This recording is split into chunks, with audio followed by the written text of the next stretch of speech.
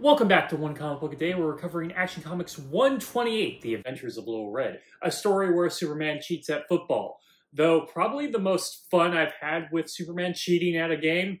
I mean, that original one, Superman Gridiron Hero or Star, or it had multiple titles. Don't yell at me. Was fun because it was just so crazy and awful what was happening. Anyway, this is Superman cheating at a football game with a child, so I support it. Okay, you see, there's this big football game happening against, I think they're supposed to be teenagers. I'm still a little unclear on how old they're supposed to be. I originally thought they were going to be little kids by the title Little Red Rollins, but that's not it. And it's for charity, so it's between the Tigers and the Bearcats. And Perry White wants it to be covered. I just want to bring up real quick that Perry White doesn't exactly have the most consistent look. It seems to switch by the artist, and there seems to be two looks. I guess that is somewhat consistent. One is just a generic brown-haired guy with like a square jaw. He could be anywhere between 30 to 50 maybe. The other version, which is more Perry White in my head, is this guy he has a few extra pounds. He's balding. He looks about 50. That looks about right for like the editor of a newspaper. Or like what you might picture for the editor of the newspaper, or what you might picture for Perry White. But we switch between those two looks. And I like the older one better just because it's more specific. The other one's just very generic. It's what George Taylor looked like before, Perry existed, even though they're basically the same character. Perry is worried because this notorious gambler has put a lot of money on the Tigers when the Bearcats have this great fullback by the name of Red Rollins. And he's right to be worried. The gambler hires a man by the name of Stupid Stanley.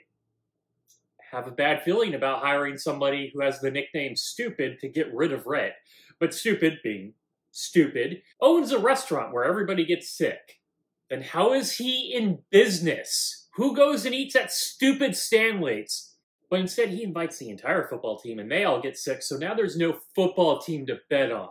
So yeah, that's what you get for hiring Stupid. Superman goes around everywhere, but no one will play the Tigers. This is not explained till later, but they're all convicted convicts who hate Superman. So I guess that's why no one will play them?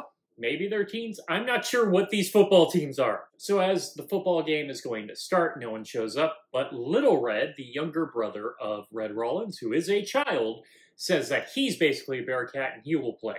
So Superman comes over and says, I'll play with him.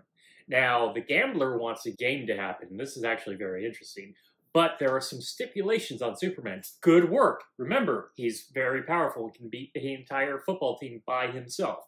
The stipulations are that he can touch no players on the Tigers.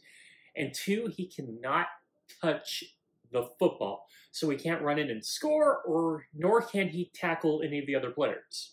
Now, if you're, smart and not, say, someone who hires a guy named Stupid Stanley, you can see where there's massive loopholes here, because Superman sees them right away and he agrees to it. Also, I think we all should look into the rule books, because I don't think two players can play an entire football game. This is no golden retriever playing football. But it's Superman, so I'll allow it. Now, Superman does nothing for the first half of the game. He even tells the kid not to get involved, but the kid does and gets really beaten up. Not great for Superman, but he did warn him. Could have tried to, take the kid out of the way. So at the half, they're down 150 points. And this is when the story really gets good. Superman's doing this all for grandstanding, He is a dramatic bitch. So with them down 150 points, Superman goes, okay, we're going to really get into it. You see, he can't touch the players, but there's no rule about the players inadvertently touching him. So he can just use his super speed and appear in front of them as they run with the ball, and they run into him. He's not touching them. They ran into him, and they get knocked on the ground. So that's one loophole. The other loophole is, well, he can't touch the football, but he can touch Little Red, who has the football. So Superman just running in the kid holding the football, scoring touchdown after touchdown after touchdown, even kicking him across the field. And my favorite, digging a hole under the field to come out in the end zone. That definitely should have a rule against it. I mean, no one would think about it because no one has the time to take up a bunch of shovels and start digging a hole, but that definitely should be against the rules. So Superman makes one of the greatest comebacks in football history, and the Bearcats win. And by Bearcats, I mean a child and Superman. And as a punishment, the gambler has to eat at Stupid Stanley's. Nope. He's still open after poisoning an entire football team. So yeah, that's really enjoyable because Superman knows how to, bring up the dramatic tension. He's never going to lose, and there's definitely loopholes here, but you get what you get when you hired Stupid. Okay, that is it from Action Comics 128, The Adventures of Little Red. If you enjoyed this video, please like and subscribe with the bell icon to get notification when new videos up. I do this Monday through Friday, but Fridays is Bat Friday, where I cover a Batman story in either Detective Comics or Batman. And until next time, let's ponder the question, whatever did happen to the Man of Tomorrow? Whatever happened to Little Red? Was he signed to the NFL immediately? Wait, does the NFL exist in 1949? I honestly do not know. Okay, have a great day.